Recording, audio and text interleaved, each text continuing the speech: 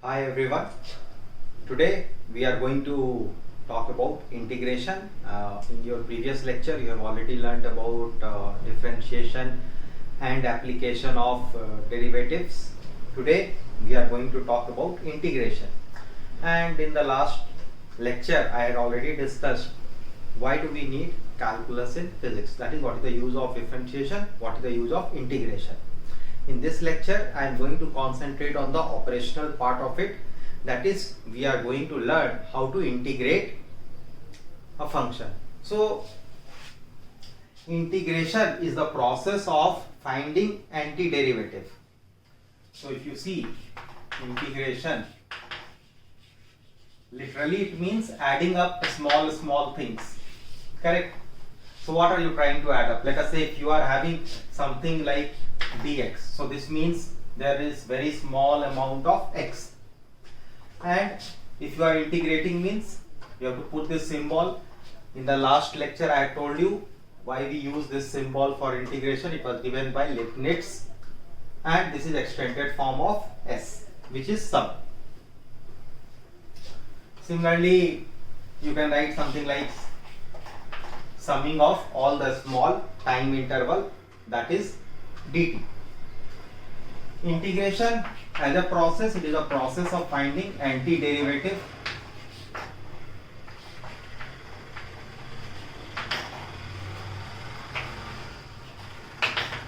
What does it exactly mean is that if let us say you are having a given function fx and you are doing something like d by dx of fx, then what do you get? You get f prime x. Now if you integrate this function, that is f prime x dx, then what you will get? You will get fx plus one arbitrary constant, and this arbitrary constant is called as constant of integration. We call it as constant of integration. Right now we are talking about a type of integration which we call it as indefinite integration, where we don't put the limits of integrating. That is, we don't put the limits from where to where we are trying to integrate the function. Mathematically, integration is the process of finding out the area under y is equal to fx curve. So let us say this is some curve y is equal to fx. Correct? So if you are trying to find out the area, let us say I am trying to find out this area. This is a small area, small patch.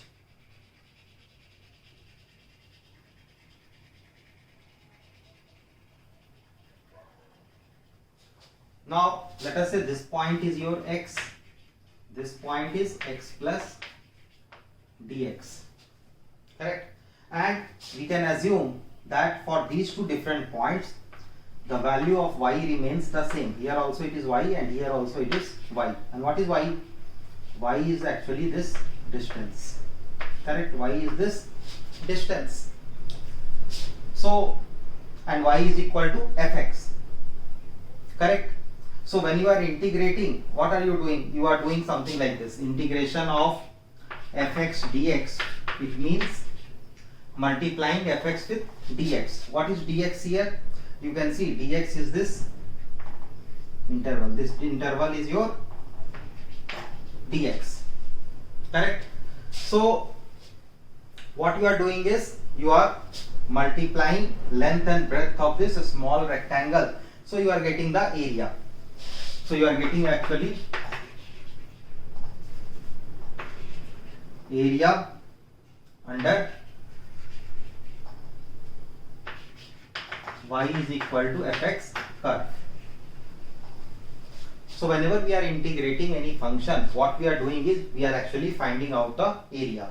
Now it is quite possible that you can find the area from, let us say, this value. We can keep this value as x1 to this value x2. Correct? So we can find out this entire area.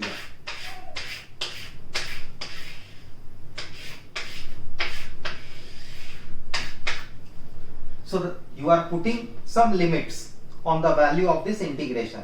So when you are putting the limits, then what is the lower limit and what is it that you are trying to integrate? You are trying to integrate this small dx, correct? That is fx over this dx. So what will be the limits of integration?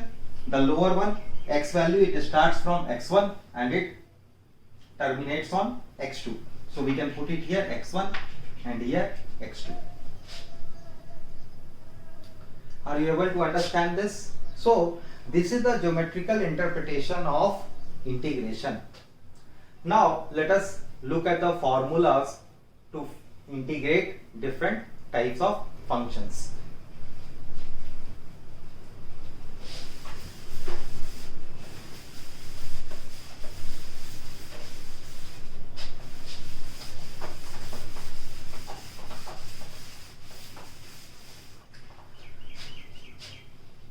So whatever you have learnt in differentiation, I told you integration is the process of finding. So let's take the first function. Let us say you are finding d by dx of x to the power of n plus 1 by n plus 1. So what is constant here? The denominator n plus 1 is constant. You can take it outside. So you can write it as 1 plus by n plus 1 d by dx of x to the power of n plus 1. So when you will differentiate it, what will you get? You will get n plus 1, correct, into x to the power of n. So this will get cancelled. So what do you get? The differentiation of that, x to the power of n. Now integration is the process of finding antiderivative. So if you integrate this function, that is you integrate x to the power of n dx, then what should you get? You should get the function which you have differentiated. So this should be equal to x to the power of n plus 1 by n plus 1, and one arbitrary constant of integration will come. This is because we are performing indefinite integration. Similarly, if you are telling, this is one of the important expressions, or you can take it as a formula for integration. Remember, there is no set rule for integrating a function. You have to make use of your algebraic knowledge, knowledge of trigonometry, to bring the function in a form, standard form, for which you know the results of integration. So next thing, let us say if you talk about d by dx of sin x, how much it was? Do you remember? It was cos x. So that means if you are doing integrating cos x, what should you get? You should get sin x plus 1 constant of integration. Then d by dx of cos x, this is equal to minus of sin x. So that means if you are integrating minus of sin x dx, you should get cos x plus c. If you are doing let us say differentiation of log x, natural log x, what do you get? You get 1 by x. So if you are integrating 1 by x dx, then what will you get? Natural log x plus c, same function. If you are telling that d by dx of e to the power of x is equal to e to the power of x, so again if you are integrating this function e to the power of x dx, you will get it as e to the power of x itself. Now you know d by dx of tan x, this is equal to secant square x. So that means if you are integrating secant square x dx, you will get it as tan x plus c. So similarly, whatever formulas you have learned for differentiation of different types of functions, standard formulas, if you integrate the output, you will again get back the input. So that is how you have to remember all these formulas. Even if you forget, you can just try to remember whatever you have learned in differentiation, and whatever is the output in differentiation, if you integrate that, you will get the input of differentiation. And as I have told you, there is no set rule for integration. Yes, different types of functions, you can try to frame your own rules, you can try to have a way to solve the question or integrate a function. But it's like that one thing doesn't work out in all the cases. So you don't have any set rule.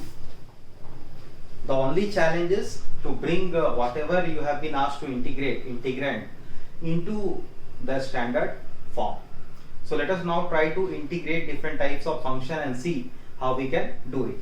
So let us say first start with, let us say I have been given a function to integrate root of x dx. So now I will try to recall, is this matching with any of the standard form which I have learned? Yes, it is matching with the standard form. Integration of x to the power of n dx is equal to x to the power of n plus 1 by n plus 1 plus some constant of integration. So now this integration can be written as x to the power of half dx. So we can write it as x to the power of half plus 1 by half plus 1 plus c. So how much is this half plus 1? 3 by 2, and here also we will get 3 by 2. So it will become 2 by 3 of x to the power of 3 by 2 plus c. Similarly, if let us say we are having something like integration of x plus, let us say 1 by x square dx. How will you integrate this? So again we can expand this x square plus 1 by x square plus 2 into x into 1 by x, and you are having dx. So these two will get cancelled, and you are having integration of x square plus 1 by x square plus 2 dx. So now you can write it separately, integration of x square dx plus integration of 1 by x square dx plus integration of 2 dx. So all are in standard form. This is x to the power of 2 dx plus this is x to the power of minus 2 dx plus 2 is constant, we can take it out, it is integration of dx. Dx can be written as x to the power of 0 into dx, because x to the power of 0 is 1. So now this can be written as x to the power of 2 plus 1 by 2 plus 1 plus x to the power of minus 2 plus 1 by minus 2 plus 1 plus twice x to the power of 0 plus 1 by 0 plus 1. We have used the standard formula, plus one constant you can put at the end, constant of integration. So this can be written as x cube by 3 plus x to the power of minus 1 by minus 1 plus twice of x plus c. So this can be written as x cube by 3 minus 1 by x plus twice of x plus c. So this is the integration of this function. Let us take a few more examples.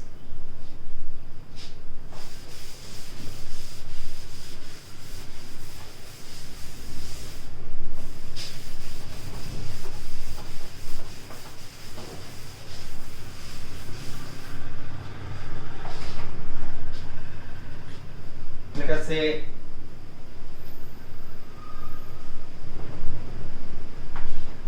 x to the power of 3 by 2 dx. How will you integrate this? This will be equal to x to the power of 3 by 2 plus 1 by 3 by 2 plus 1. So this can be written as x to the power of, how much is this? 5 by 2 by 5 by 2, so it will be 2 by 5 plus one constant of integration will come, right? So what I am trying to tell you is that is the way we actually try to integrate the function. You take one more example, root x plus 1 by root x square of this dx. We have been asked to integrate it. What will you do? First expand it. What will you get? This is of the form a plus b by square, which is a square plus b square plus 2ab. So x plus 1 by x plus twice into dx. So this can be written as integration of x dx plus integration of 1 by x dx plus integration of 2 dx. Now what will be the integration of this? It will be x to the power of 1 plus 1 by 1 plus 1. Integration of 1 by x dx. Don't do x to the power of minus 1 plus 1, because in the denominator it will be minus 1 plus 1. That means the quantity will get divided by 0, which is not permissible. And you know that the integration of differentiation of log x, natural log x is 1 by x. So integration of 1 by x dx will be equal to natural log of x plus twice here integration of dx is x plus some constant. So this can be written as x square by 2 plus natural log of x plus twice x plus c. Let's see some more functions for integration. Integration of like 2 plus 2 by 1 plus cos 2x dx. So how you can integrate this? What is cos of 2x? It is cos square x minus sin square x, right? And what is 1? 1 can also be written as sin square x plus cos square x. So when you are adding both of them, what will happen? 1 plus cos 2x. That's why I was telling you that use of trigonometry and knowledge of trigonometry is required for solving questions related with integration. So you can see here these two terms are getting cancelled out, and what you get is twice of cos square x. Twice of cos square x. So put it there, integration of 2 by twice of cos square x dx. So this 2 and 2 will get cancelled. It is 1 by cos square x, which is secant square x dx. What is integration of secant square x? Remember, this was differentiation of tan x. So it will be equal to tan x plus c. Tan x plus c. Now let us take another one. If suppose the same thing was given as 2 by 1 minus cos 2x dx, then how we would have solved it? Same thing would have happened. We would have written cos 2x as cos square x minus sin square x. 1 is equal to sin square x plus cos square x. So 1 minus cos 2x can be written as sin square x plus cos square x minus cos square x plus sin square x, and these plus minus, these two will get cancelled, and you will get it as 2 sin square x. So now that integration can be written as 2 by twice of sin square x dx. 2 and 2 gets cancelled. It is cosecant square x dx. Now try to remember, differentiation of cot x was minus cosecant square x, correct? So that means differentiation of minus cot x was this. So integration of this will be minus cot x. So this can be written as minus cot x plus c. Let's see this integration. If suppose they have asked us to integrate 1 by 1 plus sin x dx. So now there is no set rule how you can bring it into standard form, and you have to think about the different possibilities. So what you know is that denominator it is possible for us to make it 1 minus sine square x by multiplying 1 minus sine x in the numerator and denominator. So when you multiply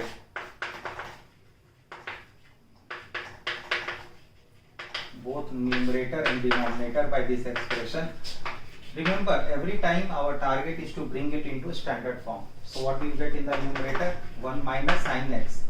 Denominator 1 minus sine square x dx. What is 1 minus sine square x? It is cos square x.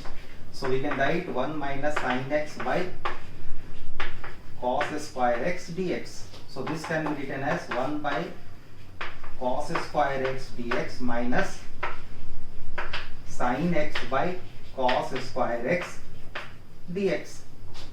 What is 1 by cos square x dx?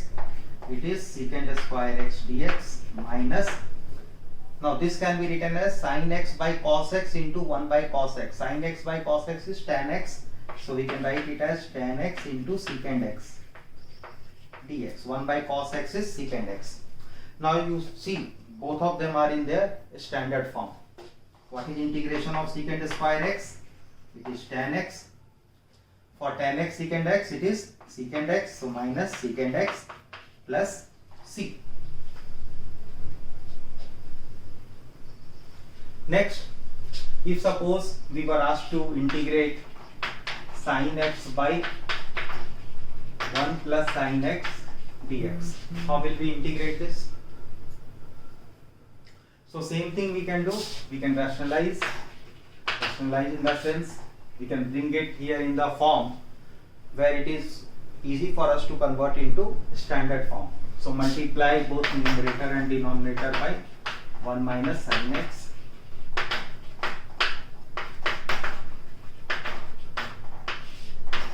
we are having dx here, so this can be written as sin x minus sin square x, and here 1 minus sin square x, and here you are having dx, correct? So now this can be written as sin x minus sin square x by cosecant square x dx. So this you can again write it as sin x by cosecant square x minus sin square x by cosecant square x into dx. So what is that value? We can write sin x by cos x as tan x into secant x. Now here we are having integration of tan square x dx. And what do you know? You know that 1 plus tan square x is equal to secant square x. So we have to convert it into standard form. So tan square x can be written as secant square x minus 1.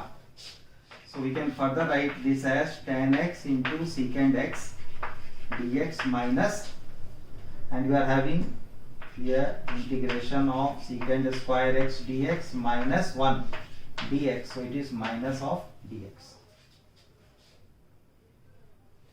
Now it is easy. What is the integration of this? Everything is in a standard form. So you can write integration of this as secant x, integration of that is minus tan x plus c. So that is how you integrate different functions. Now let us talk about the most important method of integration which you will be using it multiple times in physics, and that is learning the method of substitution. How to integrate a function by method of substitution. So the method is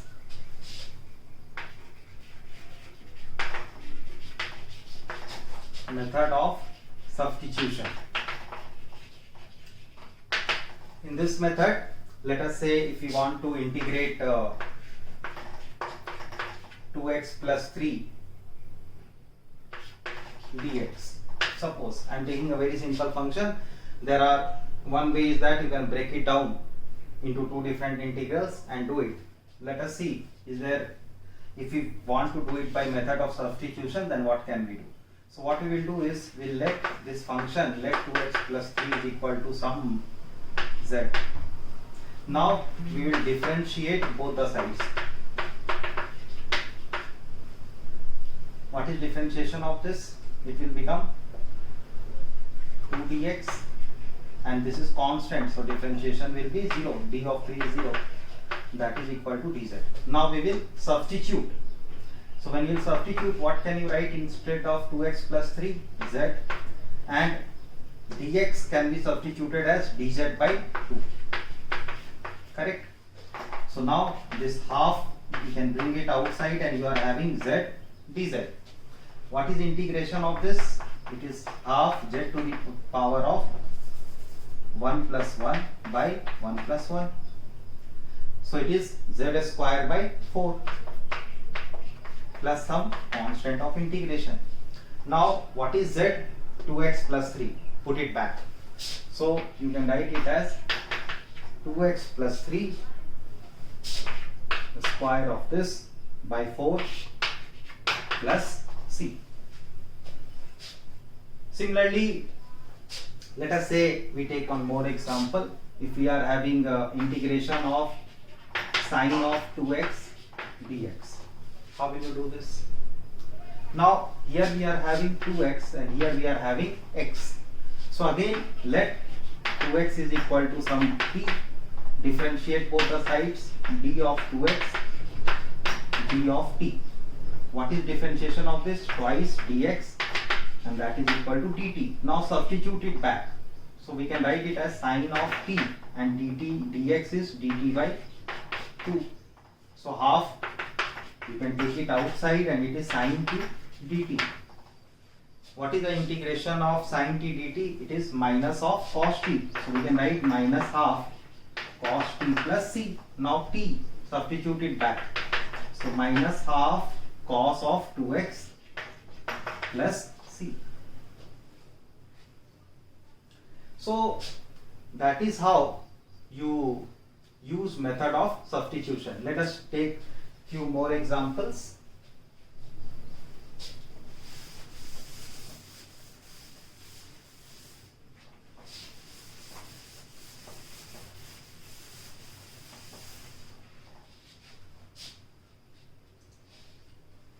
Let us say we want to integrate 1 by some sine square x cos square x dx. We want to integrate this function. Then what you do? You know sine x into cos x is sine of, like by trigonometry you can write sine of 2x is 2 sine x cos x. This is what you know. So we will make use of this. So multiply numerator and denominator by 4. So when you do that, denominator also 4 will come. So we can write it as some 2 sine x cos x square of this dx. So now 4, you can take it outside, dx. How much is this? It is sine of 2x, the square of this. Move it up, so it will become 4 cosecant square 2x dx. Now again 2x, here you are having dx. So what should you do? Let 2x is equal to some z or t, whatever you want. Differentiate. D of 2x can be written as d of z. So this is twice of dx and that becomes equal to dz. So we can write it as 4 integration of cosecant square z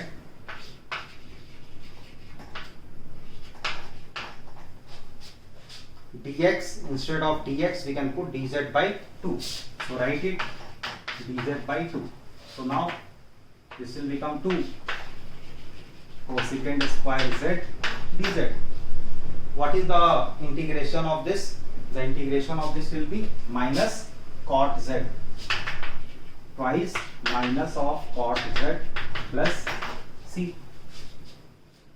Now z is 2x, so put here 2x. So minus 2 cot of 2x plus c. So this is the integration of this function, and we have used the method of substitution. Let us take another problem related to method of substitution. I will erase this now. most of the time, remember, in physics while solving problems, we will need integration up to this level, that is method of substitution. Let us take one more example, that is integration of sine 4x by integration of sine of 2x dx. So now again you can write this as 2 sine 2x cos 2x by sine of 2x dx. Correct? So this can again be written as twice integration of cos 2x dx, and you know how to integrate this cos 2x dx. This 2 will come in the denominator, the constant, and integration of cos 2x is sine of 2x. So 2 by 2 sine of 2x plus some constant of integration. So the integration will be sine 2x plus c. Now let's say we want to find out or integrate tan x function, tan x dx. How will we do that? So you know this is not in the standard form. What we do is we bring or write it as sin x by cos x dx. Now we can make use of method of substitution. How can you do that? So let cos x is equal to some d. So differentiate d of cos x, d of t. What is differentiation of cos x? It is minus of sin x. So we can write minus of sin x. But the problem is you cannot just write minus of sin x and stop here. You will get minus of sin x dx, and that is equal to dt. Now the question is, how will we get this? So now when you are differentiating it, what you are doing is you are doing this d by dx of cos secant x into dx, and here you are doing d by dt of t into dt. This is the complete process of differentiation when we are differentiating both the sides. So now this is minus sin x dx, and d by dt of t is 1 into dt is dt, and that is why we have written it like this. So now substitute it back. What is there in the numerator? Sin x dx. So we can write it as minus of dt. Denominator is t. Now what is the integration of 1 by x dx? It is natural log of x. So we can write it as minus ln mod of t plus some c. What is t? Cos x. So we can write it as minus ln mod of cos x plus c. So this will be the integration of tan x function. Similarly, you can do it for cot x. Let us see that. So I am erasing it here.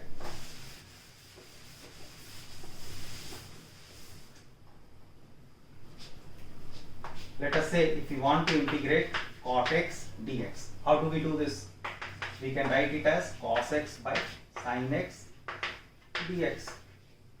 Now again let sin x is equal to t. So d of sin x can be written as dt. Correct? How we got this? Remember this expression here. How did we differentiate? So what will be the differentiation? Sin x, it is cos x, and 1 dx will come, and that is dt. Now we can substitute it. So numerator will be just dt, denominator is t. What is integration of this? It will be natural log mod of t plus c. What is mod of t? And what is t? Sin x. So we can write it as natural log mod of sin x plus c. So this will be the integration of cot x dx. Now let us see if we want to integrate secant x dx. So what we do? We multiply both numerator and denominator with secant x plus tan x.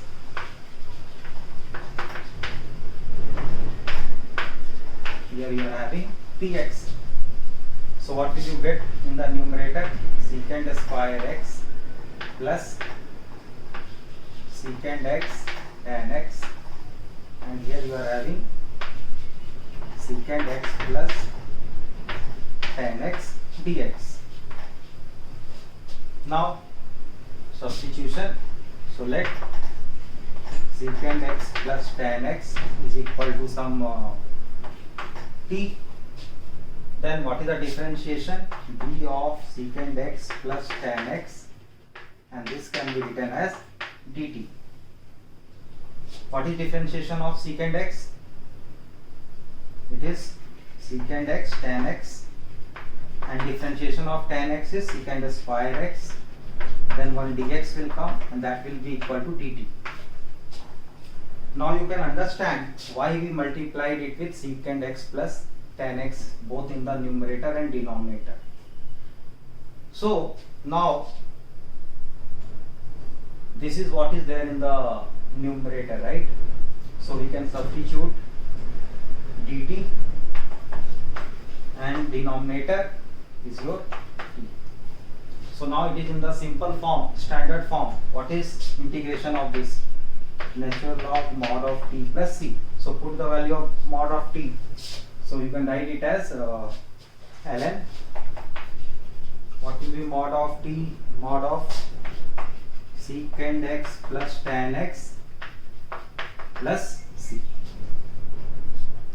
Similarly, if you want to determine integration of cosecant x dx, then what should you do? Just multiply it with cosecant x minus cot x. Similar way, here also cosecant x minus cot x, and here your dx will be there. So same thing, let cosecant x minus cot x is equal to t. Differentiate it. What will you get? Cosecant x is minus cosecant x cot x, and differentiation of cot x is minus cosecant square x. So it will become plus cosecant square x dx, and this will be equal to dt. So now same thing, you can see it is there in the numerator. Substitute it. So what will you get? Integration of dt by t, again in the standard form. So this will be ln mod of t plus c. So this we can write it as natural log mod of t is cosecant x minus cot x plus c. So you can see by using substitution we have been able to solve this integrations, and these are the standard form. For tan x, secant x, cot x, cosecant x, you must remember what is the final form you are getting, what is the final expression you are getting after integrating those functions. So these are the things, if you keep in your mind, you can treat them as standard formulas. Now see here, I have written down for some special integrals, and if you find some expression which you have to integrate, then what is the standard substitution that we take which helps us to find the integration of or integrate those functions. So if the expression is of the form a square plus x square, if you find that, then substitution you can take it, you can put x is equal to a tan theta or x is equal to a cot theta. Similarly, a square minus x square, you can put x is equal to a sin theta or x is equal to a cos theta. If x square minus a square, then you can put x is equal to a secant theta or x is equal to a cosecant theta. And we have written down some of the standard formulas for standard type of expression. If you find a function of this form, then the result of integration is this. That means if you are given some function and you are able to rewrite or reframe those functions in these standard forms, then straight away you can write the result of integration. No need to complete the full process. That is the use of learning these standard forms. And now we will see three more standard forms. More standard forms, I have written it, you can see it here, and these you can remember it. Let's now discuss little bit about definite integration. And remember, in integration you need to do a lot of practice. You have to practice at least 500,000 questions. Then only you will get an idea of how to integrate any function. If you feel that you can just do 5 or 10 questions, or someone is telling you some formula and it is going to work out in all the integration questions, it is not going to happen in that way. It's like you keep on doing the sums, and slowly you will learn and you will understand what to use where. So that will come only with practice. The only way to be able to integrate successfully any function is to practice it, or practice as many number of questions as you can.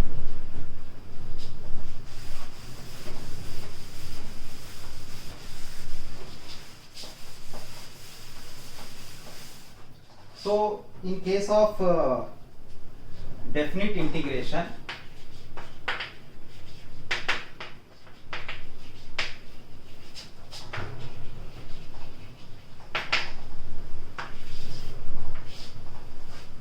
we generally put limits. So let us say if we want to integrate fx dx, correct? So what do? We integrate it a to b. So what is the limit? X is equal to a to x is equal to b. This is called as lower limit, this is called as upper limit. So let us say after integrating this you get one function, and that is gx. So now you have to put limits a and b. So this will be equal to the function g at value x is equal to b minus g at the value a. And there won't be any constant of integration in case of definite integration. What I mean to say is, let us say if I want to integrate x square dx from 1 to 2, what will be the integration? Integration will become x cube by 3, and limit is 1 to 2. So we can write it as first 2 cube by 3 minus 1 cube by 3. So first I have put upper limit minus lower limit. So how much is this? This is 8 by 3 minus 1 by 3. So that is 7 by 3. Similarly, let us say you want to integrate sin x dx from 0 to pi by 2. What will be the integration of sin x dx? It is minus of cosecant x. Put it like that, 0 to pi by 2. So first you have to put the upper limit minus lower limit. What is cos pi by 2? Cos of 90, 0. Cos of 0 is 1. So minus into minus will make it plus 1. Similarly, let us say if you have to integrate from minus 1 to 2, and you have to integrate, let us say, x cube dx. What will be the integration of this? This will be x4 by 4, and you have to put the limits. So x4 by 4 limit minus 1 to 2. So 1 by 4 you can take it outside, x to the power of 4 minus 1 to 2. So 1 by 4, 2 to the power of 4 minus 1 to the power of 4. So 2 to the power of 4 is 16. You can write it as 1 by 4, 16 minus 1 to the power of 4 is 1. So minus 1, so 16 minus 1 is 15. So it is 15 by 4. So that is how you solve definite integration. That is integration when you are trying to do within lower limit and higher limit. So you first put the higher value, then you subtract the lower value. That is, you find the value of the given function after integration at higher value of the variable minus value of the function at lower value of the variable. So that will give you the result, and we don't add any constant of integration. So you can see today in this series on integration, we have discussed almost all type of models that will be required for us to integrate the functions in physics. Obviously integration is a very vast subject, and it needs a lot of time and patience to read all the important models that is required. But as far as physics is concerned, I think we have learned it sufficiently, and many more things you will learn in your math subject also.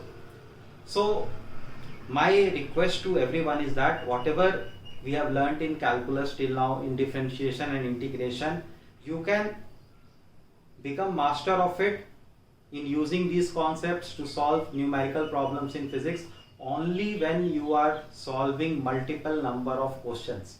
At least 500 questions in differentiation, 500 questions of integration if you will solve, then it will be very easy for you to apply these concepts while solving actual numerical problems in physics. So now with this and on a positive note, we will end up this session, and I hope that all of you have learned, you can say, majority part of the calculus that will be required for us to solve the questions in physics. Thank you everyone. Have a nice day.